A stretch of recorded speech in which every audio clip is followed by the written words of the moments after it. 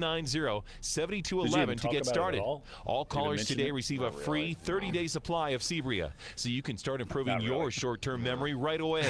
Get your free bottle of Cebria. Call 1-800-990-7211 or order online at 10 seconds. .com. One free month per household. Don't wait. Call 1-800-990-7211 or go to freememoryoffer.com. I'll put it in a post.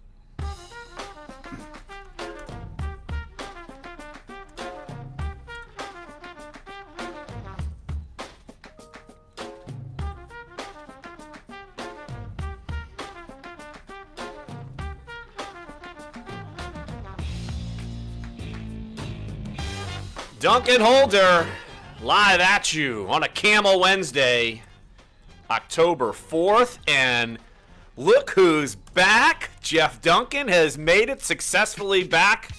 Oh, you even get celebrate music. Listen to this. Hey, Jeffrey's back. Yes. Thank you, Dave. Man, It's good to be back. It really is good to be back. Yeah, I figure when you're covering those events, and it seems like it's fun and games at times, but people have got to understand the logistics and the craziness that goes with all of covering that event. In a city like London, it's one of the biggest cities in the world, and Wembley Stadium's an hour outside of town, and the Saints are practicing in another direction, another 45 minutes away. And logistically dealing with the trains and buses and so many foreign concepts, pardon the pun, but it can be hectic, and it was hectic, but it was a fun time over there. The Saints had a great turnout of fans, a lot of New Orleanians that we ran into, and the Saints delivered, made that trip worthwhile for everybody. I felt sorry for the Miami fans that made the trip and spent thousands of dollars for that performance, which was not very inspiring. I almost want to reach over and give you a hug. It's like I missed my spouse, my work spouse, Jeff. I tried to catch up on the show like at night. Every day I'd listen to the podcast. Sounded like the show was going great. But yeah, all of a sudden we're in this thing together, and we're apart for a week, Larry. I know. I Dave. miss you. I heart you, Jeff. I heart you. Dave has probably got. I was saying yesterday we needed like Lionel Richie. Hello.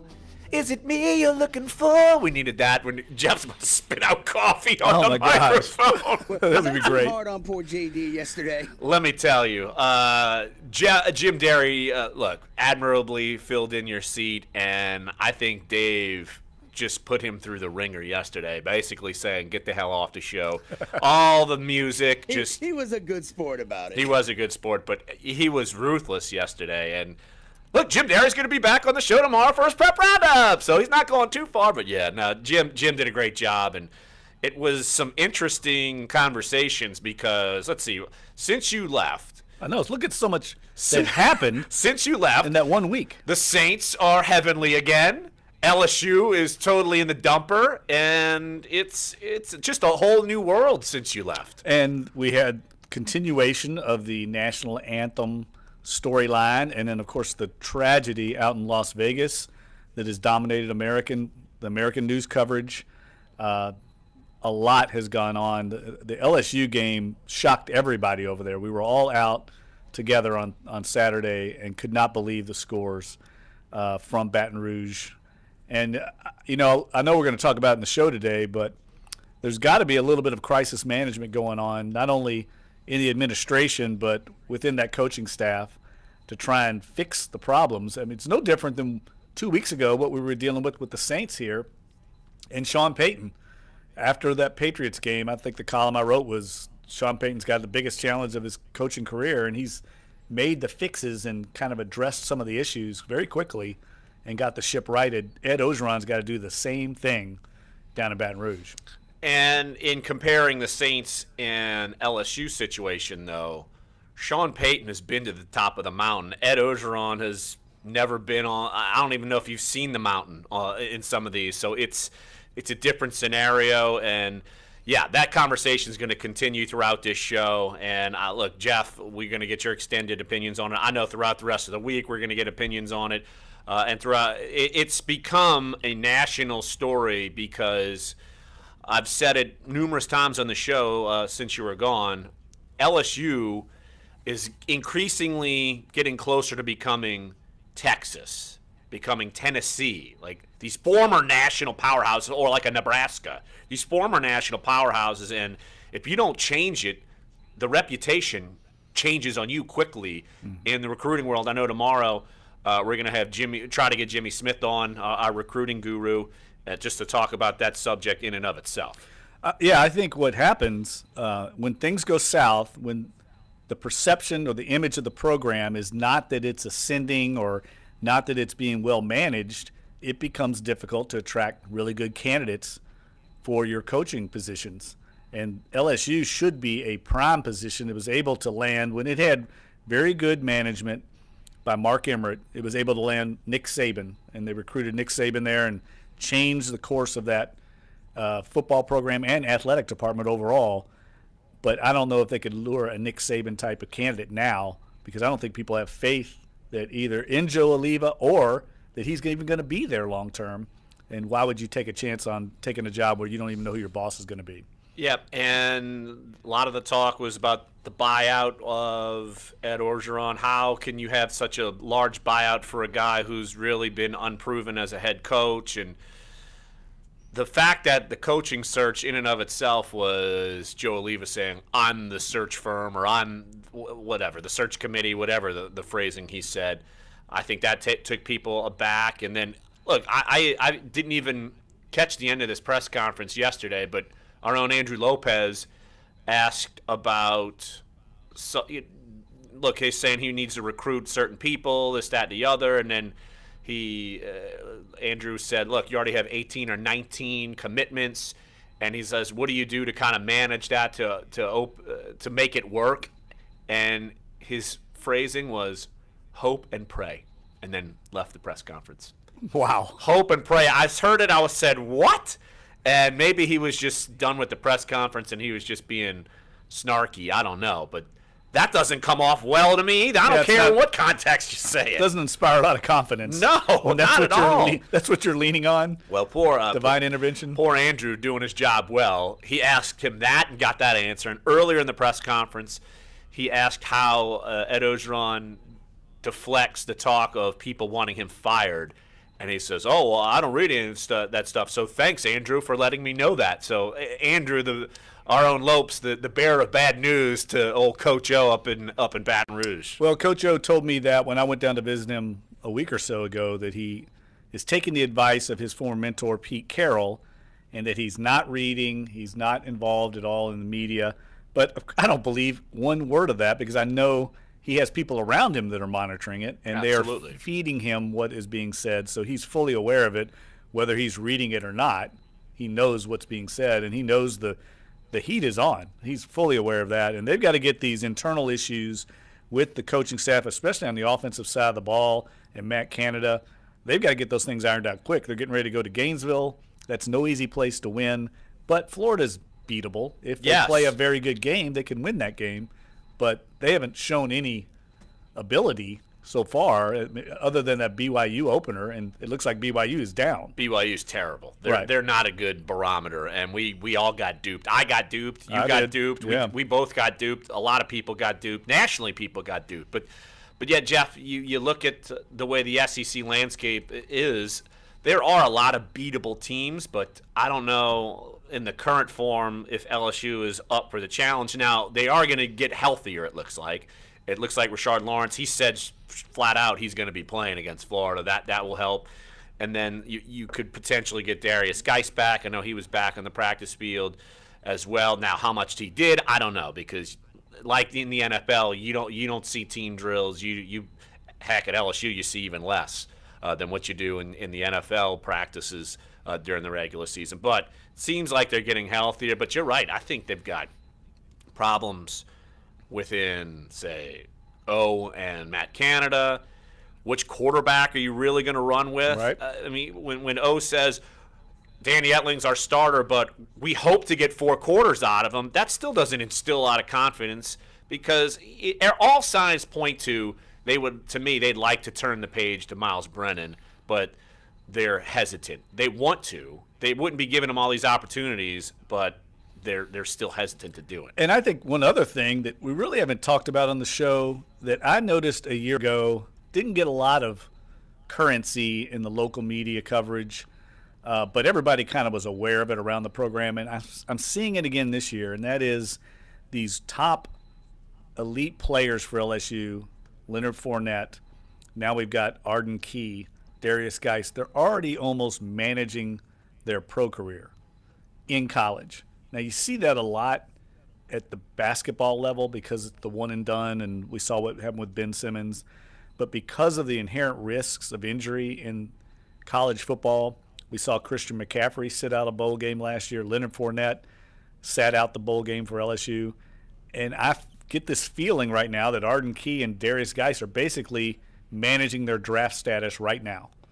And that's a problem. That's a problem when you're trying to win games and you're trying to manage the football program and you've got two of your best players, probably your two best players, injured and worried about the future with one eye on the draft and one eye on practice. Well, I can tell you this. Ed Ogeron's doing his SEC teleconference right now, and O said that he met with Joe Alleva and decided to bring this week the coordinators with him to go meet with Joe Alleva. That's not a good sign. No, that's interesting. Maybe the coordinators have some grievances to air out, and well, I think at least give O credit saying, I know I've got to fix this. We're all under fire. We've got to do something to try to get together, the meeting of minds and figure this thing out. Yeah, I agree with you, Larry. That's a great point. I think Ed Ogeron is not going to be afraid to try and fix it.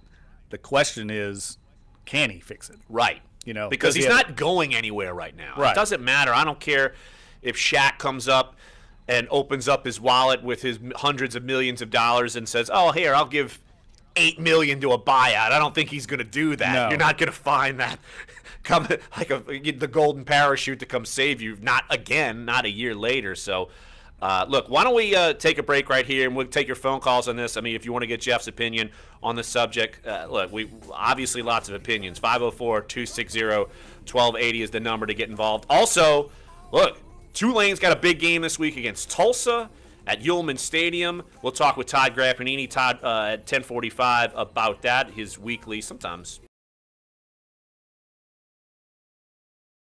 Then, 11 o'clock hour, we'll talk Pelicans. They had their first preseason game against the Bulls. We'll hear from Alvin Gentry. Pelicans lost the game, by the way. I think it was 113-109. And scored 46 in the first quarter. And then it kind of crashed. We'll hear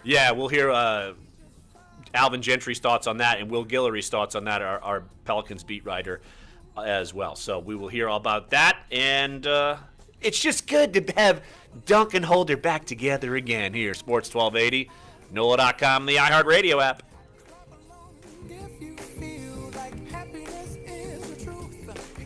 Clay Travis. I'm a First Amendment absolutist. Mornings 5 to 8. I open up phone lines and let people just tee off on me and say I'm racist. Why do I do that? Because one, I know I'm not racist. You're gonna have to monitor and two, that. I think that allowing more voices Herbie. to talk is always He's better. not. He crank called us Monday. You're kidding. No. Hi, I'm Kelly First caller, Clarkson, and I've Bert toured from the country Metairie. dozens of Comes a times, long and there's time, one first thing I see time, and I just everywhere. don't even listen to what he's Childhood saying because I'm hunger. just The sad shaking my truth head. is that 17 million So kids Herbie did a struggle with funny. it. That's why the Feeding America nationwide network of food banks gathers up surplus food and gets it to hungry he says kids. he's watching on Join me in YouTube right now. supporting Feeding America and your local food bank at feedingamerica.org. To help he's gonna solve have to sit hunger in in my your chair this community time, 'cause and to last time he find sat your in your local chair. food bank, visit feedingamerica.org. Brought to you by Feeding America and the Ad Council.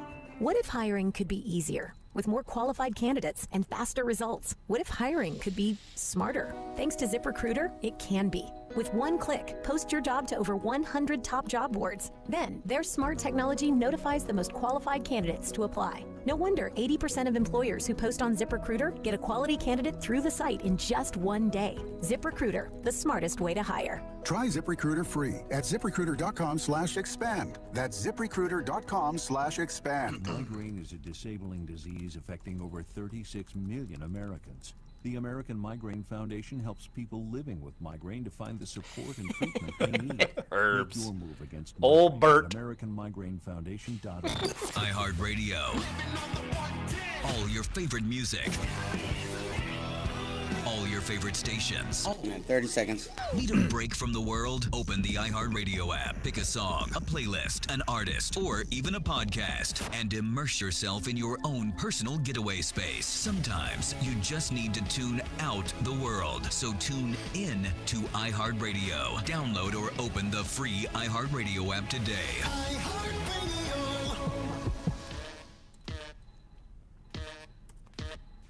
This is Dunc and Holder on Sports 1280, New Orleans. We'll dive back into some LSU conversation, I'm sure, throughout the show, but just kind of want to get the latest on the Saints. Lots of moving and shaking over the last day or so. The biggest news coming out is that Zach Strief on injured reserve. We saw him kind of go down in a heap early on in London, and I'm curious to see the future of Zach Strief here. We don't have a lot of answers right now, and doesn't look good, does it? It doesn't look good. At least here's the one thing that maybe you can kind of lean on: the Saints and every NFL team at least have 2 short-term IR spots. That's new in the league this year. You got 2 candidates that are now on IR who you could easily point to and say, all right, these could be our short-term IR guys, and that would be Strief and Delvin Breaux. And I think the Saints would ponder both of those guys. I don't care what type of shape you're in at tackle. You're assuming Teron Armstead's going to come back, and you got Ryan Ramczyk. But having, as you see, good depth at your offensive line is necessary. But, yeah, as far as Strief, I've speculated a little bit on Twitter, look, this might be it for him if the injury is more serious than maybe we understand. And that would stink because you and me would agree. He's easily one of the better stories we've seen with the Saints in a long time. And one of the most respected players on the team. And I tell you, Larry, watching him walk off the field, first of all, when he went down, you could see he was in a lot of pain. It was not normal, the amount of pain he was suffering at that time. And then as he was walking off the field, his body language, I might have been reading way too much into it, but it just looked like he almost was saying, is this it for me? Is this how my career is going to end on a soggy field over here in Wembley Stadium, 12 years, and that's not how he wants to go out. This team looks like it's showing some promise, and he wants to be a part of it, I'm sure, after suffering through these last few years. Just a tough break, so let's hope he can get back. I think everybody agrees that it would be nice to see him play again if this indeed is his last year. And I think by all accounts, even his own, it probably is. Right. He is well aware of his football mortality. He's had no problem answering those questions, and he had to answer them when Andres Pete was drafted. He survived that and played even better, and so much so that Andres Pete got moved to guard, and now you go at Ryan Ramczyk, and at least the Saints, look, they are prepared for a loss like this, but still, if you had Zach Strief and Teron Armstead would be coming back, and Ryan Ramczyk would become your 6th offensive lineman in some spots, you'd be in really good shape. But it doesn't look like that's going to be the case, at least for the next 8 weeks, because that's how long it would take for Zach Strief to get back on the field, at least 8 weeks, because you'd have 6 weeks, and then you'd have the other 2-week buffer period where they come back and practice and that sort of thing. So and Zach has told us, and probably, I'm sure, told the Saints, he has no interest in coming back as a backup and being that veteran guy that's kind of earning the veteran minimum. He's got things to do in his life and interests beyond the football field. So you're right. I think he's at peace with it, but I think he'd like to go out on his own terms like everybody would, and this isn't on his own terms. No, absolutely not. But, hey, his beer is in stores, so I'm good with that. Right. I made sure and got some. That cheap plug, the cheap unpaid plug. I think he's one of these well-rounded guys, much like Marcus Colston, that is prepared for moving on. But let's see where this plays out. It didn't look good, though, and the fact that they immediately put him on IR, I think, indicates it's obviously a serious injury. Right, exactly. And maybe we'll find out more about it throughout the week. I don't know, but moral of the story is the Saints are going to have to prepare. Without him, Ryan Ramczyk, I would assume, would be the right tackle, as I'm, again, just assuming because of the way Teron Armstead actually got some action, limited, be it and team that he'll be back, and that he'll be back for Week 6 against the Lions, and they're going to need him because the Lions, their defense is one of the better defenses playing right now in the NFL. They're legit. Yes, These next 2 weeks, I think we're going to find out a lot about the Saints. I know we keep saying things like that, but it almost looks like they are somewhere between the team that lost the first 2 weeks of the season and the team that won the last 2 weeks. I don't think they're as good as everybody's is rallying around them the last 2 weeks, because I really think Miami's god-awful. I think they're bad. They're terrible. And Carolina, I know Carolina went to New England and had a big win, but they just did not play well against the Saints, and they lost Kelvin Benjamin. They were without Greg Olsen. Their offense was very limited. They're almost the dink and dunk drop-off, check down Charlie to Christian McCaffrey. That was their whole offense. In Miami, I don't know what they're doing. They just look in total disarray offensively. They also look very tired, which is understandable. I think that decision to come over there late in the week after you've already done all this travel backfired on them. They just did not look into that game. And honestly, that's probably a mentally tired team already. They've already had to go through the hurricane and all of that and the unrest with that. And let's see, their first game they had to go all the way across country, and they picked up a win, but they come back and looked sluggish. They lose against the Jets, and then they go to London. And so, look, I just don't think that's a very good team. But give the Saints credit. They would make, at least defensively, they had a habit of making bad teams look good, and they made rough offenses look rough. And right. that's step one to becoming at least viable. That's what Kenny Vaccaro told me after the game. He said, look, in years past, we haven't done that. We haven't just shut down somebody the way we did, even though that team's not very good, and he admitted it. They still shut them out and really dominated them. And that is, you're right, that's a step in the right direction. I think you have to be encouraged with the play of King Crawley. If they get Delvin Breaux back, the way Marcus Lattimore is coming on, boy, you've got to feel good about your top 3 corners now. That was a position that looked in total disarray a few weeks ago with the Devontae Harris debacle and Sterling Moore's injury. Now you might be able to hang your hat on 3 good quality corners, and Marcus Williams is starting to play better at free safety. And they're getting enough pass rush. They're not dominant, but they're not bad either. They're solid with their rush, and I think Dennis Allen has done a really good job of mixing things up, kind of throwing in some blitzes and bringing the corners every once in a while, the safeties on delayed blitzes. He's done an excellent job of coordinating, kind of managing this.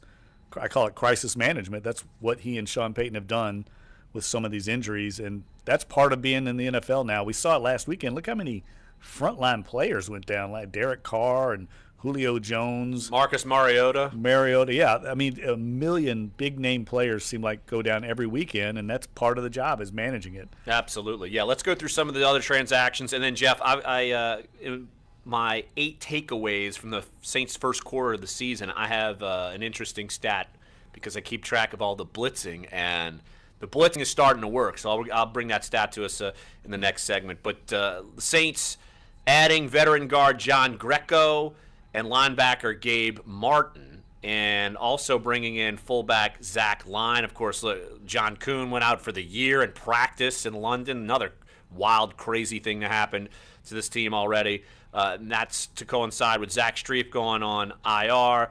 Linebacker Ben Heaney was waived, and the Saints released defensive lineman Kendall Langford. I don't think he's even – has that guy even practiced? He's been – signed and cut more times. I don't even think he actually has a jersey. I have no idea. But also the Saints are bringing back defensive lineman John Hughes, who spent some time with the team in training camp. And to me, I thought he was – you remember how I was on the Tony McDaniel train? You're like laughing at me. I remember you loved your Tony McDaniel. The Tony McDaniel train. And Josh was on what was John Hughes. No, but he was on the other guy, Zimmer, wasn't he? Oh, yeah. Well, early he faded away. He faded off Zimmer. He faded off. But Zimmer was the beast for the first week. Yeah, John Hughes looked pretty solid. Like, I thought he looked even better in game action than McDaniel, and I think the thought was Hughes could somehow end up back with the Saints, and it looks that way too right now. So a lot of moving, a lot of shaking, and like the Saints are they're trying to, like you said, manage some of these crises because they lost their fullback, they lost their tackle. Now they've got to bounce back and figure that out, and so it's it's still encouraging, though. It's still the fact that they're 2-2 October 1st, and they're not 1-3 and trying to get back to 4-4. Jim Derry's joking with me that I'm all sunshine and roses. I'm like, no, it's at least a different storyline going into October, that the fact that they can get over this hump in mid-October, we'll see what happens. Well, you and I both said, even before the season began, if they were 2-2 after London, you'd feel good, and they should feel good. Doesn't matter how they got there. It's actually better in some ways because you've won your last two. But Detroit coming in here, I mean, they have arguably as good a resume as anyone in the NFL. They opened with a comeback win against Arizona. They handled the New York Giants on, I think it was a Monday Night Football game in New York for their home opener, beat them pretty soundly. Lost to the Falcons in a game that I think we all agree they should have won on that crazy last play sequence. And then they go up to Minnesota and shut down the Vikings 14-7. This is a very complete team. They have a very good defense. And I think one of the things, I was talking to Josh Kadenstein, our colleague, about this because he covered the Lions for a number of years in Detroit before coming down here. They have a very underrated general manager. I'm trying to think of his name. He came from the Patriots. And he's only been there a couple years. Right, because they had all these problems with Martin Mayhew being there. Right. And they brought, I think, is it Robinson or is he the one in Tennessee? I'm getting confused now. I'm sorry to bring this up. I'm so efforting it now. He's so underrated that I don't even know. Bob Quinn. Yes, Bob Quinn. So Bob Quinn has done a good job of handling their personnel acquisition. When you're at Detroit, you're not going to get a ton of big-time free agents just because of Detroit and their history. But they have to build through the draft, and they've hit on a number of draft picks over the years. Underrated guys on that defense like Darius Slay, and the linebacker core is very good. They've got a guy that I actually had mocked to the Saints a couple times, Ashawn Robinson, who's really come on this year. He's a monster inside, alongside him and Haloti Naka. And then they've got Ziggy Ansah outside. I mean, they've got some firepower in that front seven. They're very complete. They really have no weaknesses. Amir Abdullah is a good running back. They've got good receivers and Golden Tate and Marvin Jones. This is going to be a big challenge.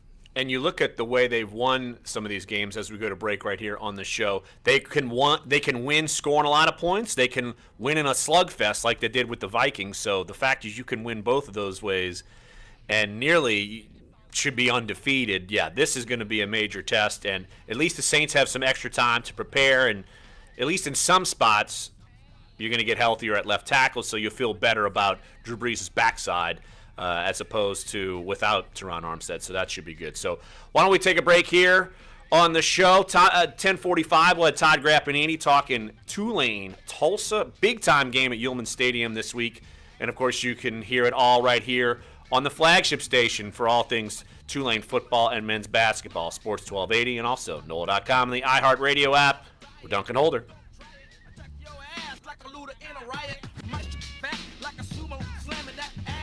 Thank you for saving your me forecast on Sports. Oh yeah, I forgot what it was too. Bob Quinn. That's right. This report is Robinson's by one Positive Coaching We're Alliance. both like these. Happy Wednesday from the Fox 8 Weather Center. All right, 2 minutes. All right. I'll be Latino, and today will be Need a little another dry wobble and Wednesday, breezy day, Dave. with temperatures climbing into the mid-80s under partly tell you cloudy that, skies. Mickey Tonight, called Yeah, me I'm getting over it. during the game on the North Shore, low 70s talk on the to South Herbie Shore, tonight? and we'll have another breezy day tomorrow. maybe. Heading I don't know, into the probably not, weekend, but we're maybe you watching a could. system He goes, "Will you developing in the relay him a southwestern message about Caribbean now that could his move column? into I the thought his Gulf and column increase about our the rain National chances great, over the really weekend. From the Fox 8 spot Weather on, Center, I'm meteorologist well-reasoned, Shelby very Latino. fair, Have a great day. recognize If you have both sides questions of about it. youth or I high was school really sports, impressed with it. Positive And he Coaching goes, Alliance I has had no idea answers. Herbie served PCA, that a much. national I knew he nonprofit served, but I organization, didn't know he was offers that more than 1,000 free experience. All online this nice resources stuff, to so of inform course I and texted inspire Herbie youth and right high school away. coaches, Herbie, if you're parents, listening to this. student athletes, and And, administrators. Visit just said, look, PCADevZone.org. Mickey, Hi, I'm Lieutenant Governor Billy Herbie Nunn. Well, you could have called me by himself. Oh. I go, Herbie's in London, you know? Being out But it was not. It was actually really nice. 2 million people who Yeah, camp, he's got bike, paddle, he's and had the hike our state knuckleheads, parks but last year. people As we that invite you would to do the same. like people who reached out. I think one of Herbie, I'm giving out some inside baseball to the YouTube listeners. Like Tom Condon reached out to him, and he had a bunch of people. Like, so fill up your car and staycation right here in our home, Louisiana. This week on Big Easy Deals, get a family 4-pack to the Audubon Zoo for just $38. Check out the exotic mix of animals from around the globe. Don't miss the Watoto Walk, the playful monkeys, or the mysterious white alligators. Go to FoxSportsAM1280.com. Keyword deals. We interrupt your broadcast to bring you this, a phenomenon from Wendy's that can only be described as a giant junior bacon cheeseburger. A delicious anomaly doubling the size and taste of Wendy's iconic junior bacon cheeseburger. Double the bacon, double the cheese, and good heavens, double the fresh, never frozen beef. And what's this? A Wendy's giant junior bacon cheeseburger with nuggets, fries, and a drink for just $5. Run to your nearest Wendy's. At participating Wendy's for a limited time. Meal includes small fries and a drink. Not valid in Alaska and Hawaii. Fresh beef available in the contiguous U.S., Alaska, and Canada. Walk with it. Put your hands on your hip. Now dip with it. Learn what our insiders know about your home teams. Sports 1280, New Orleans. Get low, get low, get low. Jeff, you should have seen Herbie on Wobble Wobble Wednesday last week. He was in all of his glory. Should I have seen him? He was dancing. I'm talking throughout the whole show, just dancing. And, of course, he has no idea. He'd never heard of any of the local rap or bounce music, but he was just loving it, loving life. Herbie's got a side to him that I think none of us quite know, the whole dancing thing. We've seen it. It's been put on social media, his breakdancing skills. Right. I think he was talking about somebody breakdancing before one of the games recently, right? Wasn't there one of the mascots or something? I can't remember who it was he was tweeting about. He has got the moves. He's definitely got the moves. You need like a local, so you think you can dance with all the local media guys. No, what? You've seen us play football. Dance off. You've seen us. You've seen us play football. Do you really want to see us dance? That'd We'd be have to even sign worse. another injury waiver. Yeah, we have to have a trainer there. I retract that statement. Dave just wants the embarrassment, so we can put it on the show. No, Jeff, I alluded to a stat on the Saints blitzing and how opposing quarterbacks have fared with it. Look, the first 2 weeks, it was in the dumper. They blitzed. Sam Bradford and Tom Brady just shredded them. It wasn't even close. Now, let's temper this by saying Cam Newton and Jay Cutler aren't quarterbacks who are known for getting rid of the football quickly. But let's be honest, take anything you can here because they were able to blitz. And overall now their season stats for when the Saints blitz, and I do this every week in my 1st and 10 column, and whether it's opponents blitzing Breeze or the Saints blitzing their opponents, I just went and looked at the Jay Cutler stats this week. I'll probably go back next week for when I write 1st and 10 again. I'll do Drew Brees' stuff. But overall now, when the Saints blitz, quarterbacks are 27 of 40. That doesn't sound great. 27 of 40 for 347 yards. That doesn't sound great either. But 1 touchdown, 3 interceptions, 6 of their 11 sacks this season have come when they've blitzed. And now opposing quarterbacks, their passer rating when the Saints blitz is only 71.56. So it seems like they're learning how to do it, when to do it, and you're seeing sacks from like A.J. Klein and Raphael Bush with that big sack, and it's not like he saw a lot of snaps, so he made his mark quickly. So I do think that the Saints are starting to kind of learn when to do it, how to do it, and get it right. And again, the postscript here is you better get it right against Matt Stafford or Aaron Rodgers because they can do some things more with the football than, say, Cam Newton or Jay Cutler. Yeah, this is going to be back-to-back MVP caliber quarterbacks, and the only other one they played, in my opinion, because I don't think Cam Newton's back to being Cam Newton like we've seen in the past. The only other top-notch quarterback they faced is Tom Brady, and he shredded them. So we'll learn a lot more about this patchwork defense and what Dennis Allen has in store for them. They clearly have gone to the 3-safety look. That's going to be their base, I think. I think they've decided, you know what, we've got better safeties than we have corners right now, just more depth. So let's put our best 11, the old Greg Williams, I'm going to go with my best 11.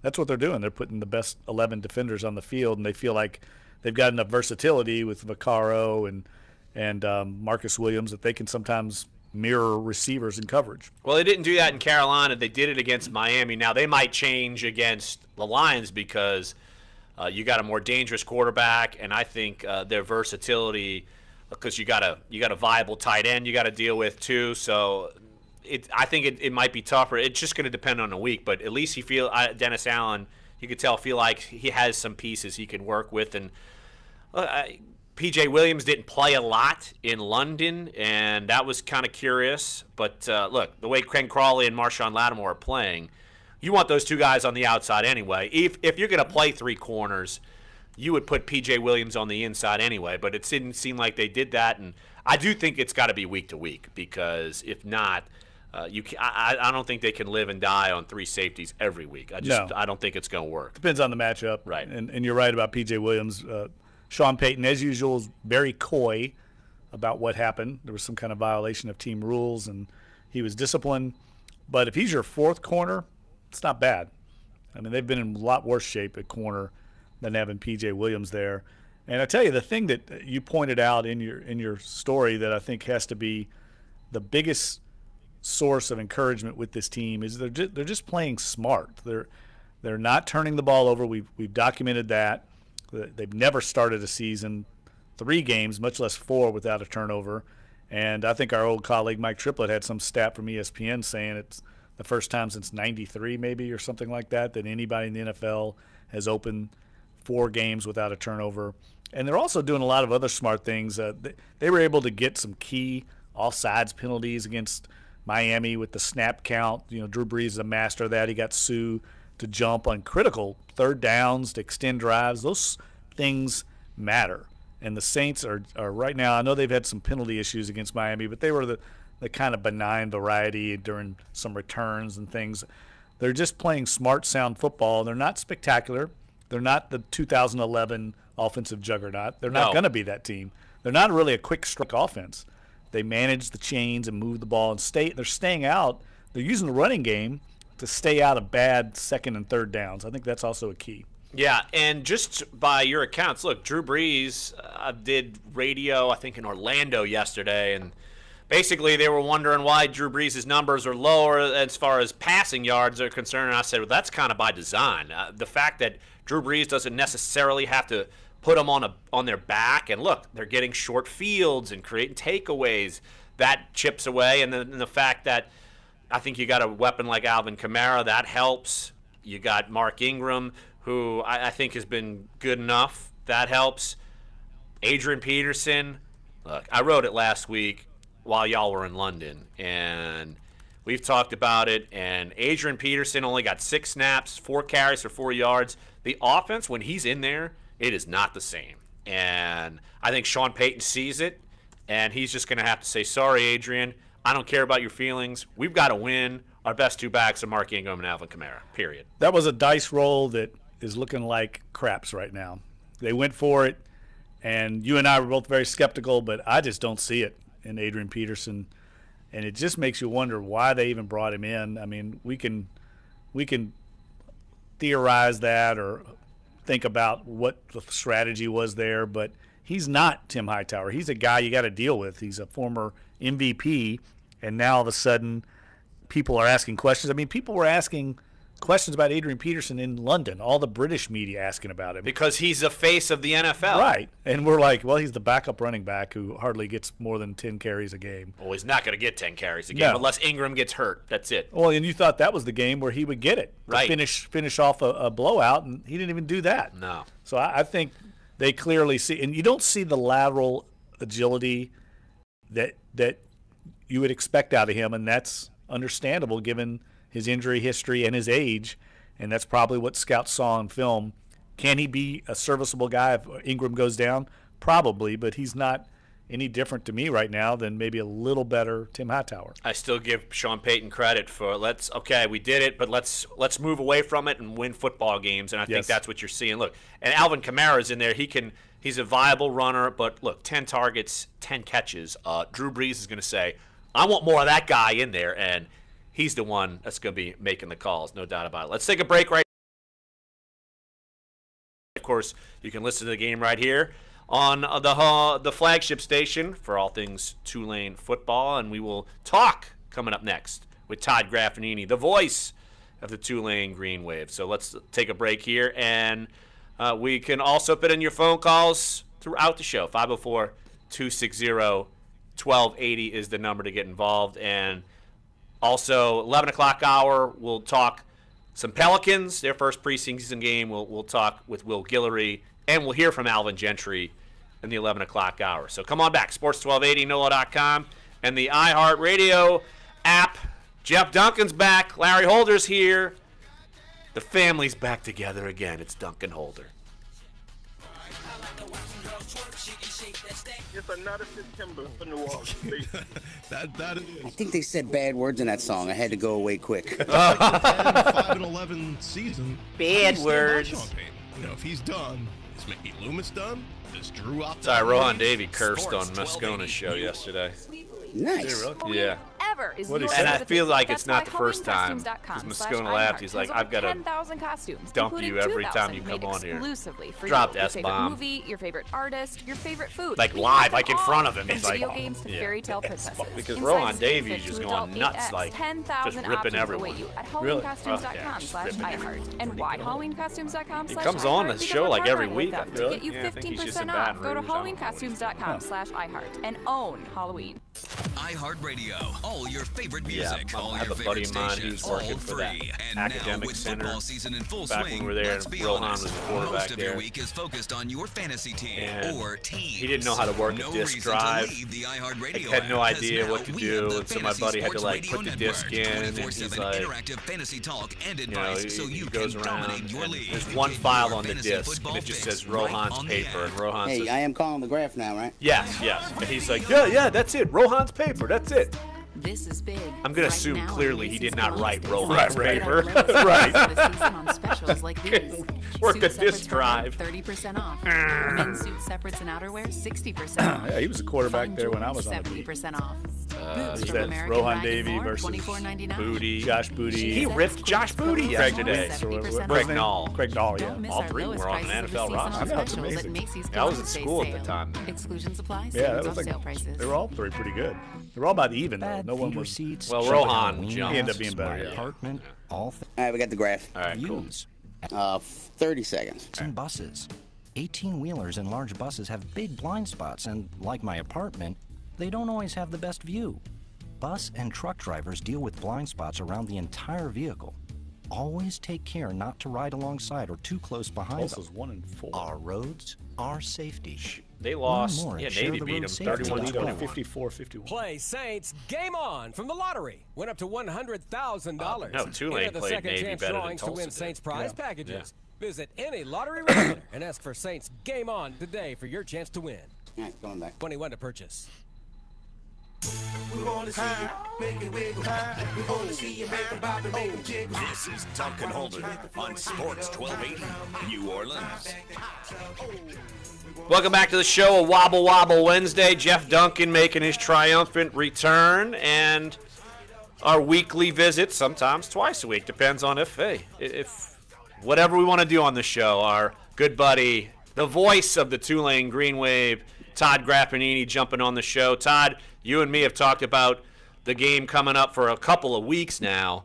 Big game, Tulane hosting Tulsa at Yulman Stadium, 3 o'clock kickoff. And Todd, I know Tulsa has been a perennial thorn in the side of Tulane, but you look at Tulsa, 1 and 4, and you look at the way Tulane's feeling a little confident.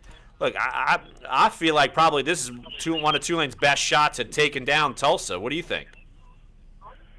Well, we'll find out, Larry. I mean, the situation definitely warrants, you would hope, an advantage for Tulane, considering we had a week off last Saturday, got some guys that were a little nicked up back, and I watched the Tulsa Golden Hurricane host Navy, and Tulsa got up 14-0 pretty quick, and then Navy systematically just pounded them the rest of the ball game. And look, we all know how physical Navy is, and well, for that matter, how physical Army was a couple of weeks ago. They just, cut block after cut block, down after down, and just kind of hope that Navy wore Tulsa down a little bit in time for this game on Saturday.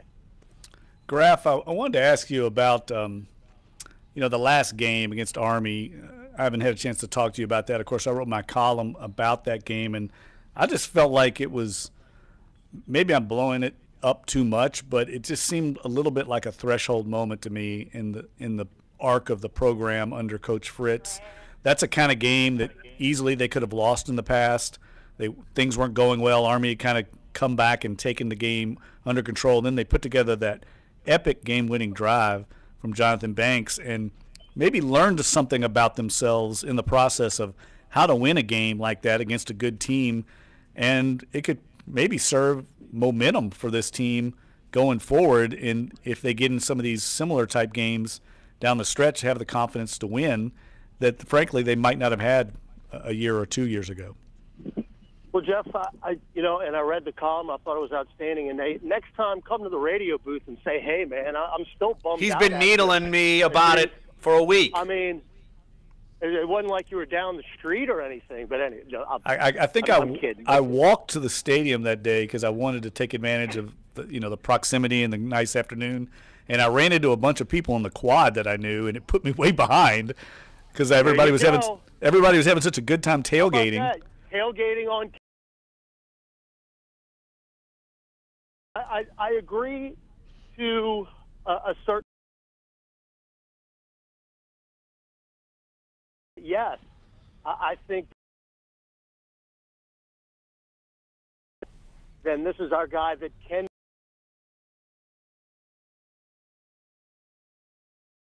take a step back when you've taken a couple of steps forward. If you get a conference game, like Larry mentioned, I mean, this is a team. The last 3 years were very, very close, and, you could argue. But there is not anyone in that Tulsa locker room right now that doesn't have Tulane circle and saying, hey, this is a game we're going to go down and do what we've always done. Keeps momentum because they've got an opportunity, if they can take care of business on Saturday, to go down to Miami a week later. And days in practice, the first 2 days have been very good. You could tell that the bye week did them a lot of good. Guys who come in. And Banks looks great. Looks like he did back in fall camp. And we'll see what happens. Todd Graffinini, the voice of the Tulane Green Wave, joining us right here on Dunc and Holder, of course. Todd, you've got the Willie Fritz show tonight, 7 o'clock. Will be on our airwaves at Manning's. And just being around Willie, look, he probably has not dealt with a lot in his career ever. And now what's kind of been his mentality over the last couple of days after returning back to practice? In a long losing streak like we did a year ago, but point to go up to each and every player at some point during the practice and encourage. I think he's a little more important this game is on Saturday, and he knows how tough Tulsa was. I mean, Tulsa last year saw Willie Fritz after a game all season was last year. I'm not going to let you know publicly, but this game I think means a little bit more. Wave and Graf, I thought Coach Fritz this bye week, obviously do some self-scouting, but one of the things he said, saying that maybe they don't know what they've got in this kid, that this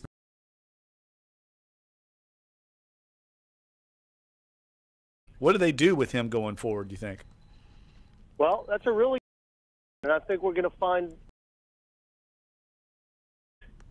on Saturday, or last Saturday, I should say, they were really trying to. We got 3 minutes, guys. 3 minutes. 100%.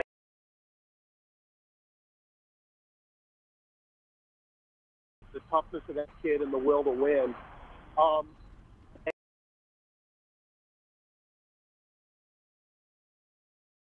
The toughness of that kid and the will to win. Like a running quarterback, a guy that's going to not be afraid to run, so to speak. I just personally don't think to throw the ball, especially on the run. So maybe that's what they're trying to, get into as far as maybe just call some more strict running plays for. Maybe I want to run the ball a little bit. 2 minutes. Ironic because he had the two biggest plays of the game were runs by Jonathan Banks.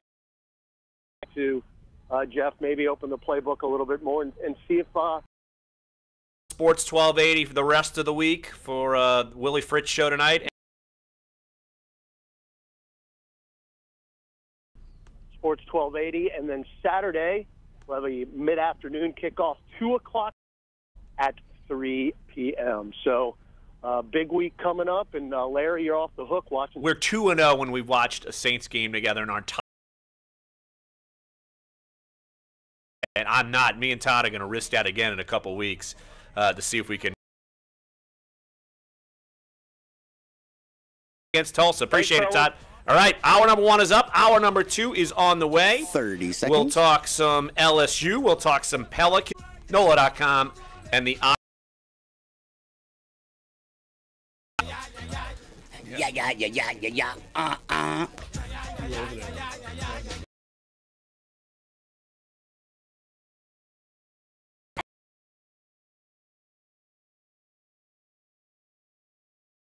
and basic installation on all appliance purchases over $299. Add it up. These deals can't be beat. JCPenney. Available in select stores. Some exclusions apply. Financing terms valid 9/27 to 10/12. Must request at time of purchase. Subject to credit approval. Minimum monthly payments required. See store or jcp.com/appliances for details. Free delivery not available in all areas.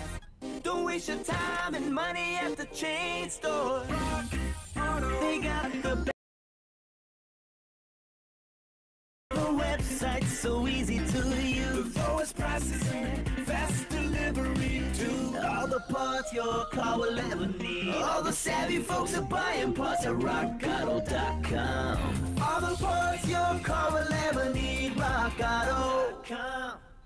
WODT WNOE FM HD2 New Orleans. Listen on the free iHeartRadio app. Search Sports 1280.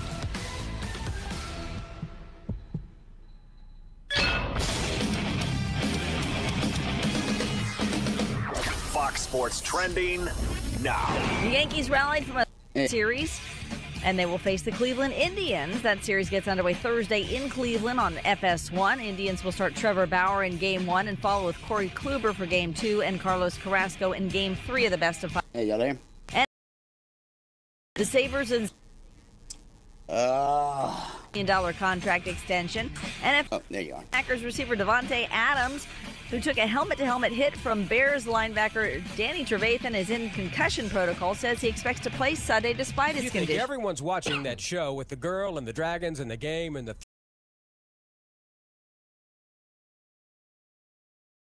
It's true. Radio reaches 93% of Americans each week. That's more than TV, Facebook, and Google. Put that in your dragon and smoke it. Radio reaches more adults, teens, and even millennials. So if you're a marketer, get the most out of your marketing dollar. Talk to the folks who dethrone TV. Go to iHeart.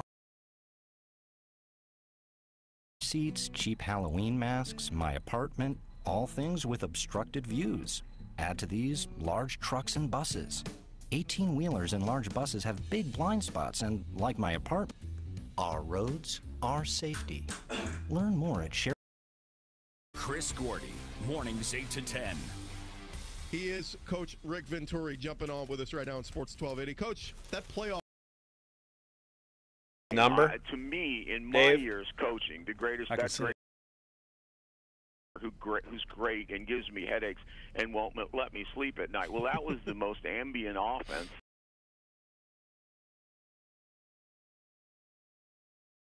And I think the reason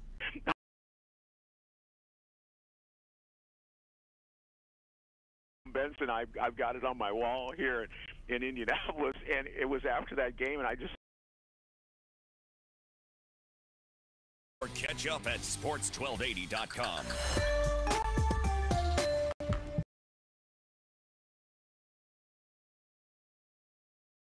Will right away. Millions no, not till 11. Miles a day for dirty water. Yeah, talk about. But to hours walking to get water that makes them sick. Yeah. Girls can be in a classroom, and moms will gain back time to care for them. Yours for All right, minute and a half, guys. All right, cool. Do we have... when are we getting Will? Oh, 11:30. Exclusively for... Oh, 11. Segment, if that's cool with you. 10,000 options. I guess. You're just going to keep pushing it off like you always do. It's the Columbus So Day at sale LSU at this week, Well, players only. you know. 50% off.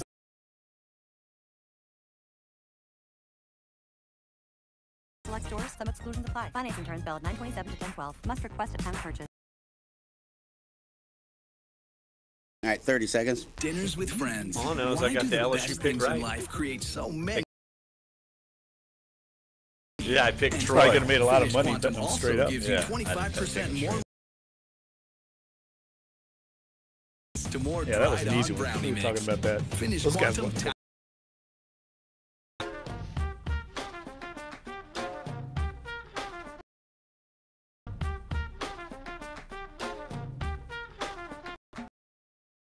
Back with us in all of his glory. I'm surprised. Ultimate heist. No, I wanted one of those Winston Churchill like bowler hats, or one of those Almost look Q-tip like things. Yeah, almost look like those big furry microphones that What are they like called? the big boom mics, the big furry. London was fun. A lot has happened, so a lot to talk about today, and we still have. Ed Ogeron was on the weekly SEC coaches teleconference, and the big news coming out of Canada and of course it's crisis management, Jeff, as you called it, all over the map. Ed Ogeron want to go. What's going on? In the teleconference. Feel that we have two very good coordinators. He wanted to know what was going on and what we could do better. We all got on the same page. It was a very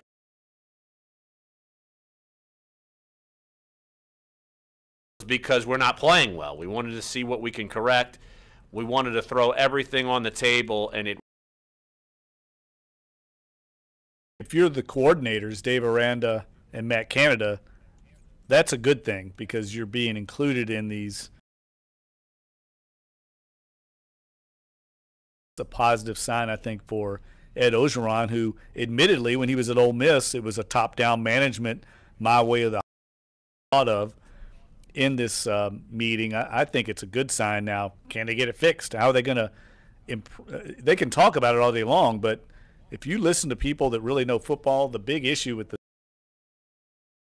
good enough to win in the trenches, and I don't think that's going to happen overnight. I mean, they're not going to suddenly have Booger McFarland out there.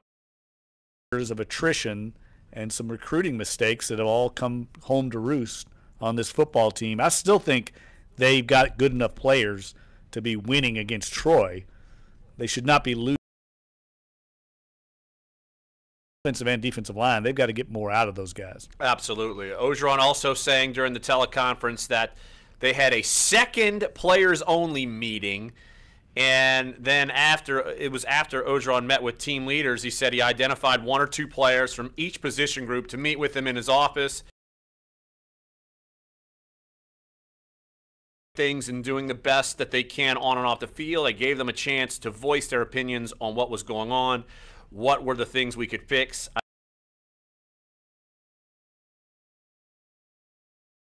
Times are like this, you have to throw it all on the table and be honest. I think the guys did a very good job.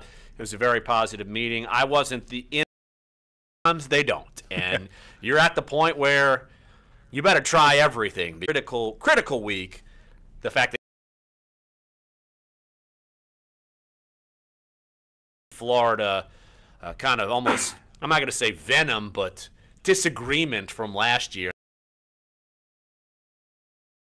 That's how bad things are at LSU. You forgot like this giant storyline. It would be dominating right now. No doubt. That would be the Jim McElwain certainly is telling his team that they're going to get a different that maybe they came out and took Troy lightly, which is understandable. It's human nature. You're playing of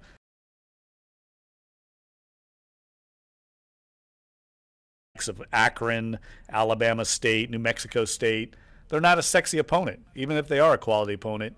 It's human nature to think you can kind of coast through that game and get the win. And that's what happens to a lot of teams. They get in those games and then they somehow manage to put it together at the end and slip out and survive with the victory. LSU couldn't pull it off, and that's disturbing. Well, other LSU teams have fallen deep to Troy and found a way. Right. I could just say, watching that game, you saw it. There was no chance that they were going to do that. None. And look, we had Pete Thamel on yesterday, our friend from Yahoo Sports. We had Ron Higgins on yesterday as well. And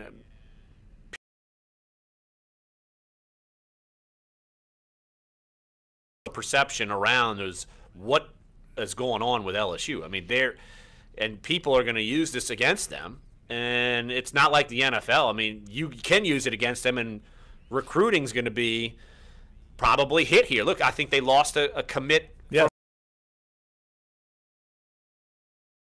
Lost a commit off of this, and obviously that's one of the byproducts of what's going on here. A local guy backing out. That's I think he's from Scotlandville. Right. That's a troubling sign, a top recruit. Some progress in the football program. But look, if they put things together and can somehow get a win down in Florida, things change quickly week to week. The old saying that Sean Payton always trots out, it's either a carnival, crisis or a carnival every weekend. And football here as much as anywhere in the country, maybe more so.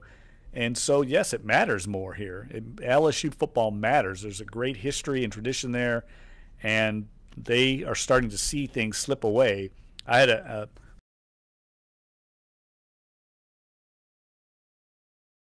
top 5 program, and my response to him was, when has LSU been a top 5? They haven't been a top 5 program in years. Now, they were early in the Les Miles era and certainly under Nick Saban, but they haven't been a top 5 program under Les Miles. They've got to rebuild it. Well, they were top 5, I'd like to say, at one point in 2015. Am I wrong on that? And then that's when the slide started. Right. Recruiting classes, I mean, you see them, they could be top 5 recruiting classes almost every year, or at least top 10, but still. I don't think Ed Orgeron totally did this himself. I think he's still trying to possibly pick up the pieces, but I think people are wondering if this guy can pick up the pieces. He's had no experience in picking up the pieces. He's made things worse at programs he's left. He can add the pieces, but managing all of them. Look, of course, he's a recruiting extraordinaire, but managing all of them properly, I think, is an issue. Just look at what he did after the game, throwing Nick Brissett under the bus, basically saying, I make the calls. Then coming out on Monday saying, no, this is Matt Canada's offense. He makes the calls, but I did meddle. And so I think his head's spinning. Yeah, it sounds like a little bit. I think he's trying his best to manage this crisis, but he could use some other people to come in and kind of help him. And maybe that's what this meeting was about. The problem, of course, this week is there's not a whole lot of time to get things fixed. There's no cupcake on the schedule. You're entering the meat of the SEC schedule. And when I looked at the schedule, Larry, to start the season, this was the critical stretch up in front of LSU right now. This is where they have to win these games if they want to salvage their season. It's going to define their season. Yeah, at Florida, then Auburn at Tiger Stadium, the next week at Ole Miss, and then at Alabama. The next 4 weeks, they could lose all 4 of those games very easily. They could win, I think, 3 of them, possibly, if they played as good as they could play. They're not going to beat Alabama. I don't care what they do. They're not. They could play their best game of the year and I think still lose there. The amazing thing is, a couple of weeks ago we're talking about, wow, LSU's going to be 5-0, and they get to Florida, boy, they get 6-0, they get hot. You could look at the schedule, and I know what you're saying, that some of these games are winnable. But you look at it, and you can question just about every game. And the fact that you can question about every game is you're questioning that if they can even get to a bowl. Would you have ever thought that going into this season? No. Hell no. No, it should not have even been a consideration. No. The schedule wasn't even that tough. I mean, outside the conference, they really don't play anybody that you would be really concerned with. BYU, Chattanooga, Syracuse, and Troy. Those should be 4 wins. And they managed to screw that up. So they've got to make hay, but it can happen. I mean, you can. It is not this kingpin by any means. I mean, they barely beat Kentucky. We're lucky to beat Kentucky in a lot of ways. Of course, they do it every year. So some be in this game if they play well defensively, which to me is the most troubling thing. Is what's going on with the defense. They look so dominant early on. I know they got a lot of freshmen on that side of the ball, but Dave Aranda did not call a great game against Troy. They struggled with some basic run concepts that to me just led to maybe effort and intensity. They just didn't have it in that game, and that's what defense is all about. Right. You look at it, though. Look, Rashard Lawrence, it seems like he's going to be back. He's claiming he'll be back to play against Florida. That's obviously a good thing. Ed Alexander, who practiced last week, was also present without a brace or wrap on his hand, which is also a good thing for the interior defensive line. And you can get some beefed up production out of that defensive front. And because, look, when Troy's got a running back that runs for $195, you better go do some soul searching. That can't happen. Troy does that in the New Orleans Bowl against maybe ULL. You don't do it in Tiger Stadium against LSU. No, just don't do it. That's a great point, Larry. I mean, that should never happen. Ever. I mean, maybe he breaks one long run and he ends up with 100 yards because he breaks up an 80-yarder, but he consistently was ripping off 5- and 7-yard gains, and that should never happen against LSU. Now let's switch gears here on Dunc and Holder. Talk Pelicans. They had their first preseason game. We'll hear from Alvin Gentry. Look, preseason basketball results is like NFL preseason basketball results. Who cares? The Pelicans lost 113 to 109. But something interesting, the starters played a heck of a lot. Jeff, we'll go through the minutes, and we'll hear from Alvin Gentry next segment. The next following segment, around 11:30, we'll have Will Guillory on, NOLA.com, Times-Picayune Pelicans beat writer. So come on back, Sports 1280. NOLA.com and the iHeartRadio app. Jeff Duncan's here. Larry Holder's here. Dave's doing a Wobble Wobble Wednesday on Dunc and Holder.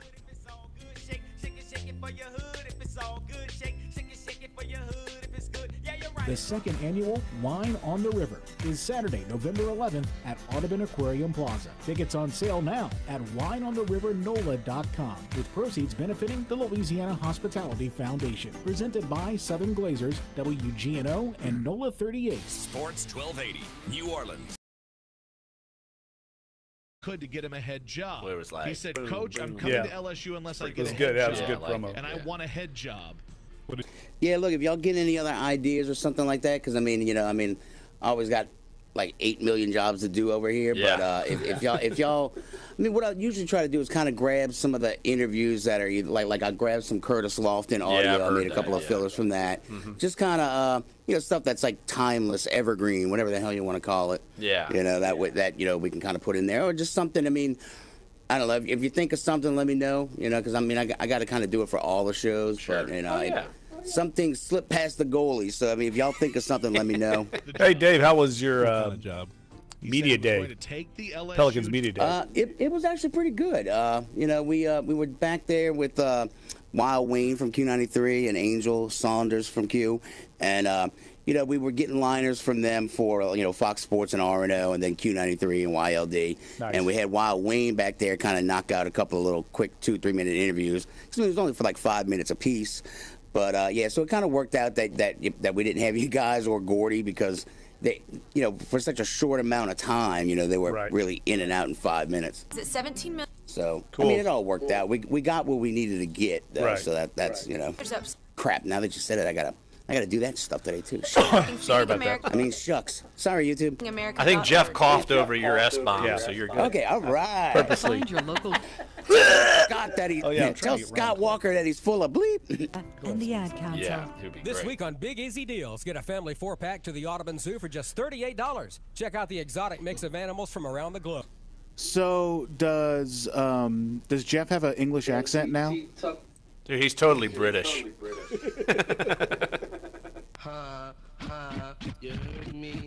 This is Dunc and Holder on Sports 1280, New Orleans.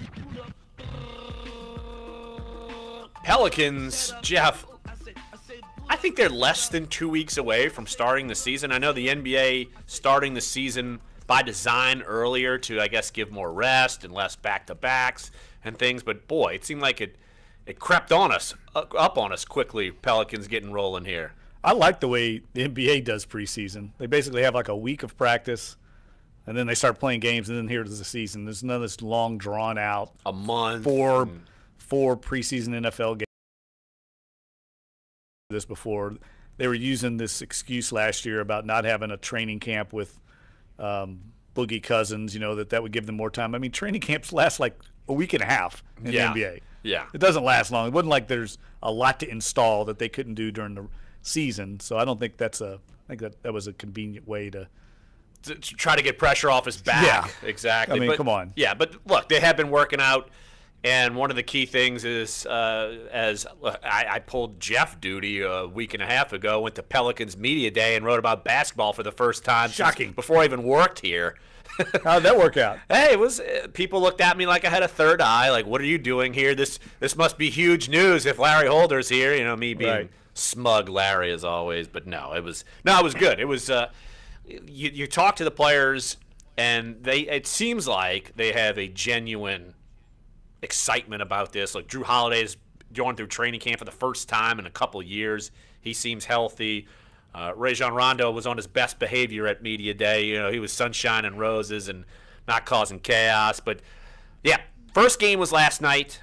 And, of course, you can listen to every Pelicans game on our sister station, WRNO 99.5 FM. Bulls beat the Pelicans 113-109. And let's hear from Alvin Gentry because, Jeb, you alluded to it. They scored 40 points in the first quarter, which is crazy. Is like wild, man. And then it kind of dipped off. And so look, first game, you obviously got an experiment. You're trying to work Rondo and Holiday together as Holiday is a two-guard and working and getting all these kinks out. But let's hear what Alvin Gentry had to say, his takeaways from the first preseason game. Well, I thought we got off to a good start, and I thought we were playing with force and pushing the basketball, moving the basketball, and, obviously getting some easy baskets here and there. But, I mean, realistically, we're not going to shoot 73% for the game. That's understood. I thought that we started maybe over-dribbling a little much in the second quarter. Got us in a little bit of trouble.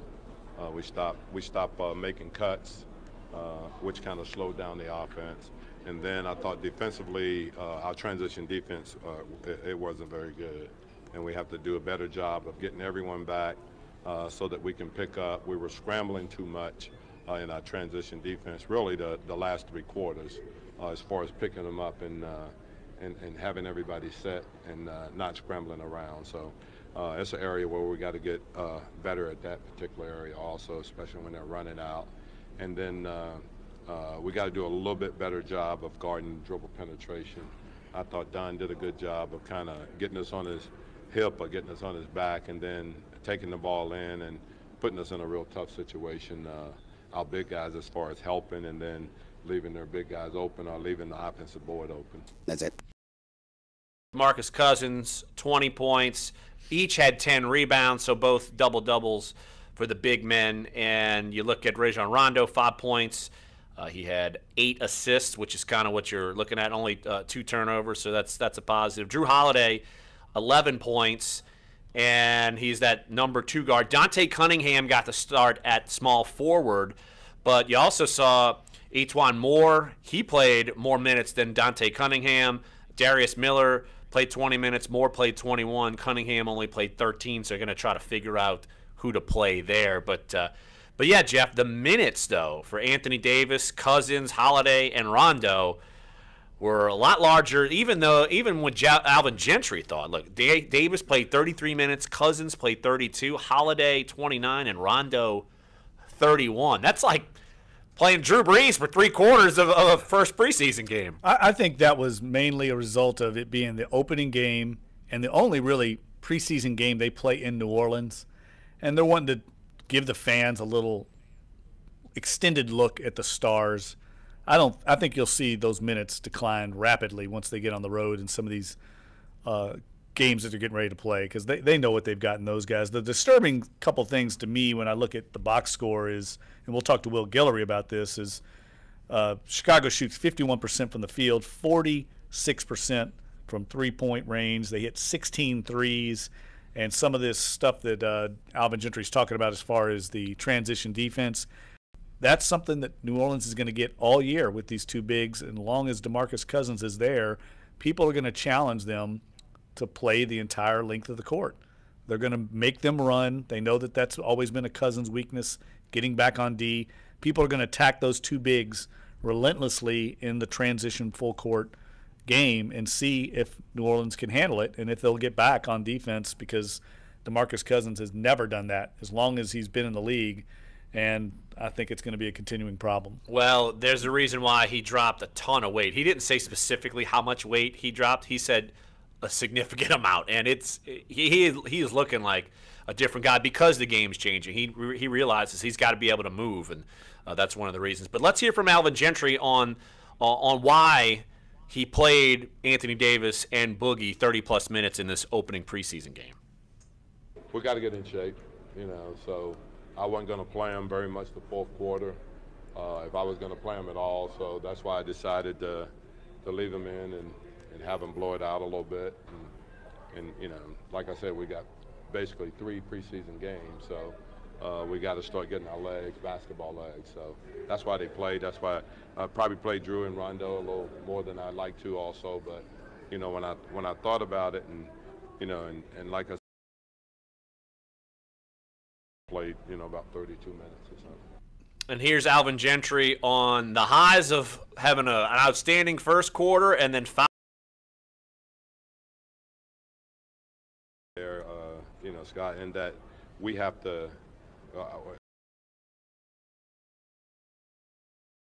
easy because we played so well the first quarter that preseason game. So we'd like to have something somewhere in the middle of that, a little higher than we were in those quarters, because I didn't think we played the level that we would have to win basketball games. And let's hear what Gentry had to say about not being the primary ball handler. He's trying to learn about our guys and where they want the ball and ball to the guys in the position that they want it. So it's the first preseason game. Actually, we got to work on. Let's take a quick break right here on the show. NOLA.com, Tom Spicune, Pelicans beat writer, and from the game. So we'll talk with him next here, Sports 1280, NOLA.com.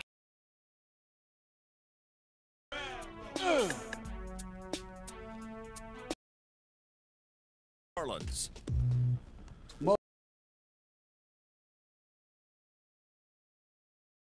For your Wednesday through the afternoon, no rain for Thursday and Friday. Even possibly a hurricane approaching the area all the way into Saturday and Sunday. Oh, okay. So talked about, yeah.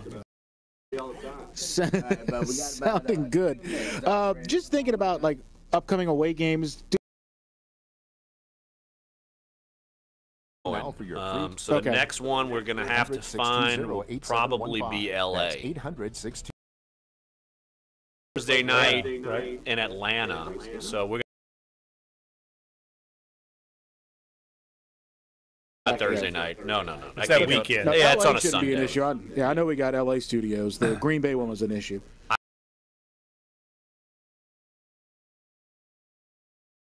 So I'm just and it's not cheap to get up there. So we said, Jeff, go. I'll stay. So it's fine. We're Or something. Oh yeah, for sure. Yeah. Okay. I think I'm flying back late that day. Gets worse. Yeah. Don't ignore the warning. Okay, or even like. It's Everything going great. good? Y'all could get your salespeople to sell some remotes. Well, hey, you know. Wishing. Yeah, well, trust Wishing, me, not trust me, criticizing. Sales, anything on this station is what I. 800-990-7765. General manager of WWF. Oh, he's not 20 there seconds. anymore? Retired last month. MemoryOffer.com.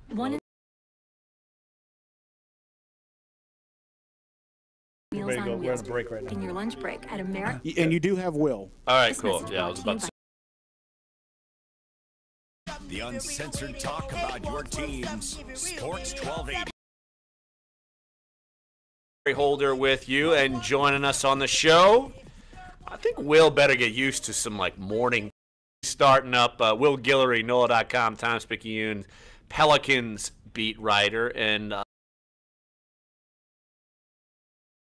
09, of course, Boogie's always thoughts on the game. I think the one surprising thing to me is the amount of minutes. First off, I have to say I'm always willing to come on the show on a wobble win. There'll be plenty of wobble wins.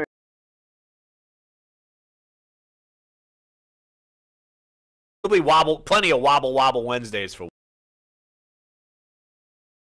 Surprises though last night because Alvin Gentry told us during the week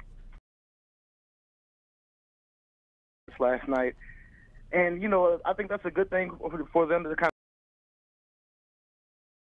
They weren't used to playing that much basketball, and it's one thing that kind of hit them last night. And you saw they started really fast, but then that's out how to get their conditioning right. We just talked about that. I think is going to be one of the counters, not traditional bigs that can.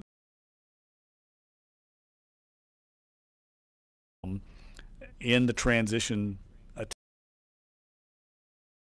Will, that's what Golden State does. They're obviously a 3-and-D team game. That's going to be, I think, something that they're going to have to monitor all.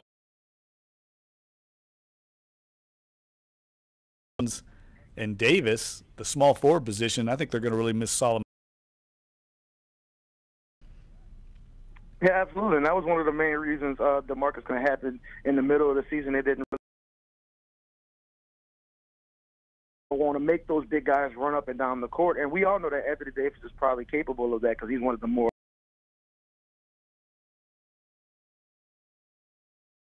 style, how he can still be effective when teams are forcing him to run up and down the court. And certainly made a big difference on his body, but now it's just a matter of, just like I said, getting that condition. Everybody in the West is going to be try to score, 115, 120. Able to do that with some of the You can join us right here on Dunc and Holder. Rajon Rondo. One of that experiment. He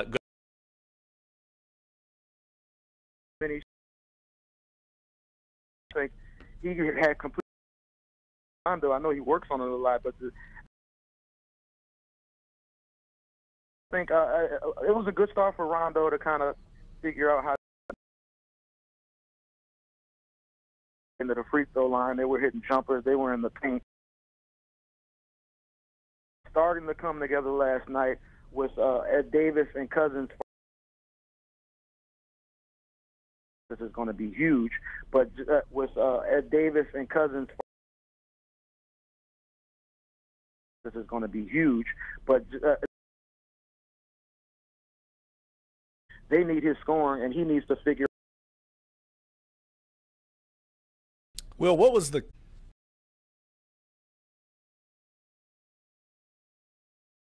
folks are used to seeing, star players playing first half on the team? There seems to be a lot of excitement going around, which is ridiculous. The Rondo edition, good start, not letting these bad starts leave behind.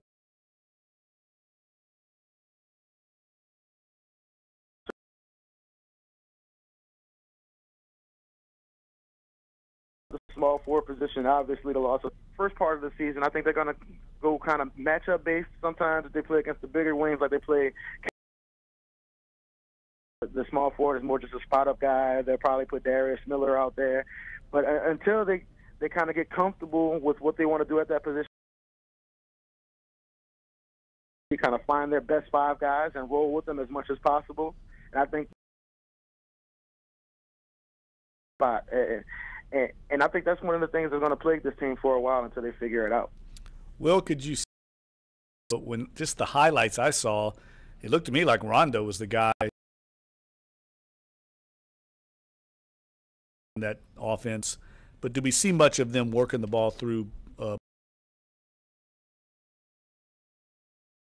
Idea of, Chris Finch is going to come here, and now the offense is going to look exactly.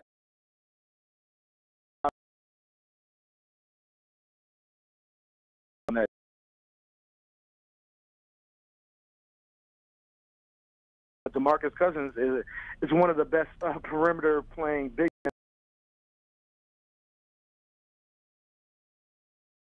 opportunities to do that, but I still he's going to be able to get Anthony Davis and DeMarcus Cousins at the top of the key, drive into the lane, kick to those shooters in the corner, and they're going to do the Cousins as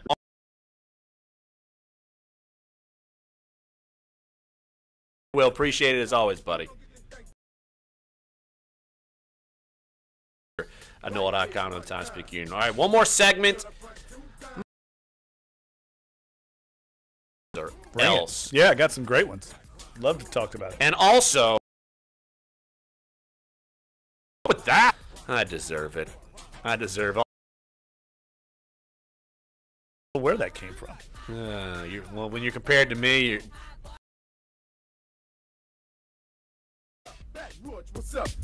well, when you're compared to me, you're. What's up? Mississippi, what up? Blue T, what's up? Street. Bouncy. Yes. Tulane football, the way. On your home for Tulane. Are they difference? Call the National Foundation. Are they difference? Call the National Foundation for Credit Counseling today. This has been a public service message from the NFCC. It's fall at JCPenney. Time to refresh your closet. This Thursday through Monday, get Levi's lowest prices of the season on 514 straight fit jeans for guys, $36.99, and select 80% and get an extra $10 off with your coupon. Hurry in now. JCPenney. Coupon valid 10/5 to 10/9. Levi's and other brands excluded from coupon. Clearance elections vary by. All right, 1 minute. Savings off regular and original prices. Intermediate markdowns may have been taken. See store or JDP.com for details. Season refers to 9/27 to 10/18. What if hiring could be easier? With more qualified candidates and faster results? What if hiring could be smarter? Thanks to ZipRecruiter, it can be. With one click to apply. No wonder 80% of employers who post on ZipRecruiter get a quality candidate through the site in just one day. ZipRecruiter, the smartest way to hire. Try ZipRecruiter free at ZipRecruiter.com/free. That's ZipRecruiter.com/free. Censor 30. repetitious behavior, lack of eye contact. Oh, we lost you? No, the YouTube as 18 months. was buffering and restarted it. Autism Speaks. It was buggering? Buggering. The Ad Council. The Roundhouse features a full menu including your favorites like red beans and rice, fried pork chops, and roast beef you'd swear your mama made. This time we gonna cut his fingers off. I'm a dragon from the river, thumb his body and chuck your Dunc and Holder now. Josh Innes next at noon on Sports 1280, New Orleans. One more segment here on Dunc and Holder. You missed any of it? Sports1280.com, NOLA.com, iTunes, SoundCloud, YouTube pages, and had a good show. Jeff's back. And now, Jeff, I need some good London debauchery stories. Anything crazy, anything wild outside of your journey to Morsteadville. I've talked to so many people who, when they heard that the Morsteads had 2,000 acres and how small, England is, that's like an entire multi-village area that they have under their possession. Yeah, when you hear farm and village, you think they're going to have just a traditional 20 acres and a cornfield or something like that. No, this is a major operation. Do they have a mayor of the village, the Morstead village? Well, the grandfather, Don Finnick, it's pronounced Finnick, but it looks like Finwick. This is an old school English family. He is the son himself of a Finnick who basically was the. And then they have a village down below where all the other sons lived, and every incredible experience going up to a different part of the country, seeing a different part of England, and riding up on the train. It was actually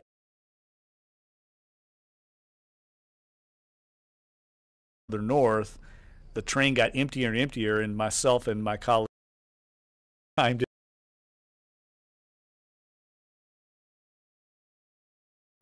sitting for him, and she was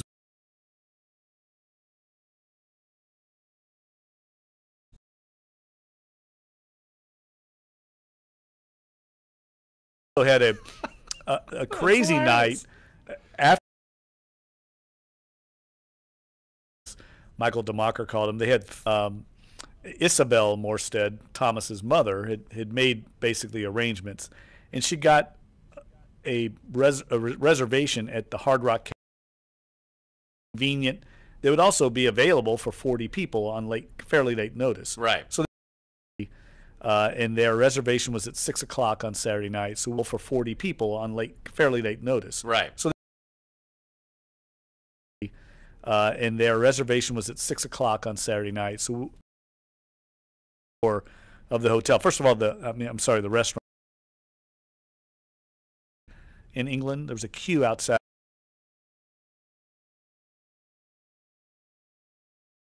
of the hotel. First of all, the restaurant.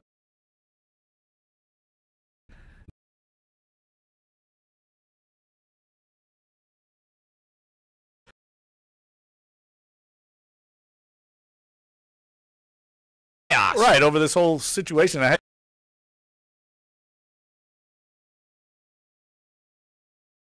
Over this whole situation, I had to. The only reason I think they were there was because it was open.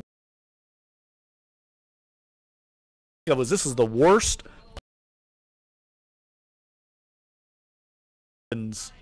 home base. Yes, they played this, Dave. No wonder Jay Cutler's on the sideline smoking. Not as bad as that. No, nothing as bad as that, but it's equally as cheesy. Oh.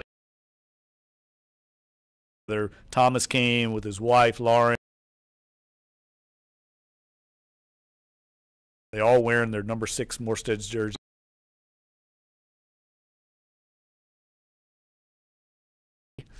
Didn't know if I needed to have my pinky out or not. I learned a lot about tea time when I was over there. Food, not the greatest food city in the world, London. 2 minutes. I would assume when your key dish is battered fish and French fries, come on, you got to be better than that. But one night along the Thames,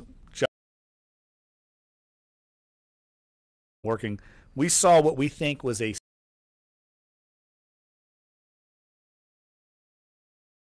So you saw Nessie. We saw the. We're still traumatized by the experience. You should have taken a picture, and it could have been creature. Dragon.